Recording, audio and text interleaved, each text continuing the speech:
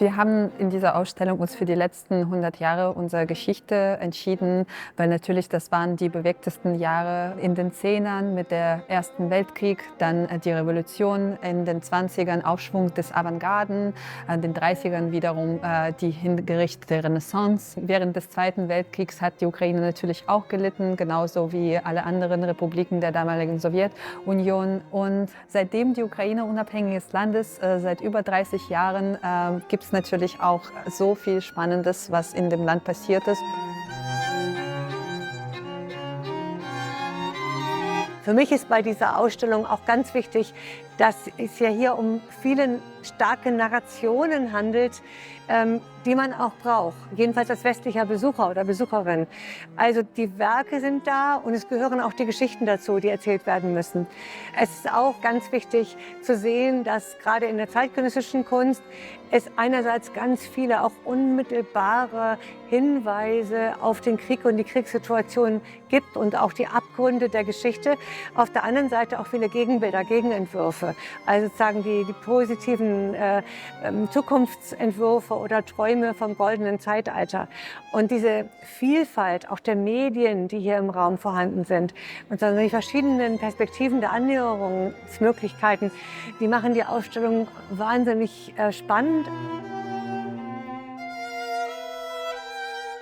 Es gibt 4 Kapitel, die aber nicht voneinander getrennt sind, sondern sich überlappen. Wir sind hier in dem Kapitel Praktiken des Widerstands. Dann gibt es ein Kapitel zum Thema Erinnerungskultur. Es geht weiterhin um Räume der Freiheit und, auch das ist ganz wichtig, Gedanken über die Zukunft. Und zwar Gedanken über die Zukunft seit der Avantgarde in der Ukraine bis zur heutigen Position natürlich auch. For me, this exhibition of the great importance because I interpret it as a possibility or an attempt to talk about country not through the prism of great catastrophes like Chernobyl disaster or the war, but it is an attempt also to think of the country and consider country through the arts. We have so many diverse influences in terms of culture, politics, ethnic groups, different type of communities, and all together they create a history of Ukraine which is composed out of different microcosmic stories that formed the shared history of the country. With this exhibition, it's also important to show the continuity of culture, because on the one hand, we can speak about the Celt Renaissance and about repressions, but at the same time, implicitly, we can see different links between artists of different generations and different groups.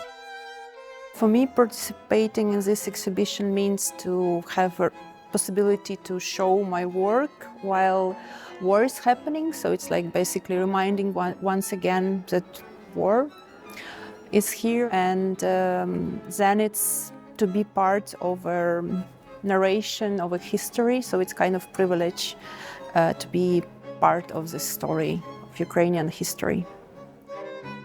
I think this show is very artistic, but at the same time it's very academic one.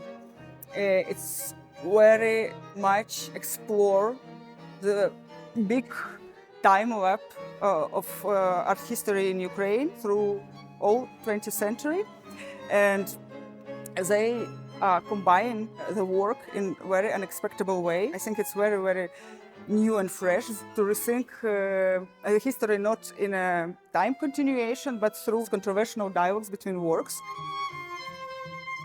Mir war sehr wichtig, dass ich nicht alleine diese Ausstellung kuratiere, sondern dass ich hier unbedingt jemanden, eine Stimme aus der Ukraine habe. Ich bin zwar selbst eine Ukrainerin, aber ich lebe seit Jahren in Deutschland, und deswegen war umso wichtiger, jemanden zu haben, der gerade auch den Angriff da überlebt hat. Tatjana Koczubinska, eine wichtige ukrainische Kuratorin, kenne ich schon seit Jahren und ich wollte schon immer mit ihr kollaborieren. Sie schätze ich sehr, und nur dank ihrer Mitarbeit kam diese Ausstellung zustande. Dabei sind einfach spannende Dialoge zwischen Werken und Künstlerinnen und Künstlern entstanden.